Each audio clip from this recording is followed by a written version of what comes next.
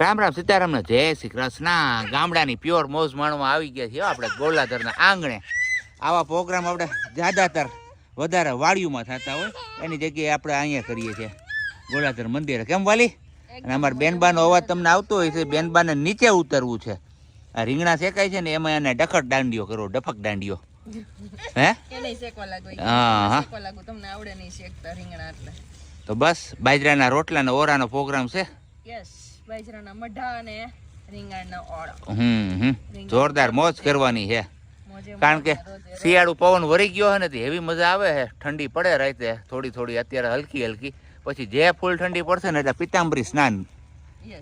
અને આપણે ગામડા વાળા અહીંયા આ દેશી મોજ થી રીંગણા શેકેલા ન હોય, લાકડાનું બર્તણનું. તો થોડીક વાર બધા એમ કીધું કે ચૂલે શેકી લ્યો ને ચૂલે શેકી. મેં કહ્યું અહીંયા તો અમે સિટીમાં શેકીને ખાતા, અમારે પાસે ઓપ્શન ન હોય તો ચૂલે. અહીંયા તો ભઠ્ઠાના રીંગણા ખાવા છે, એની જે મીઠાશ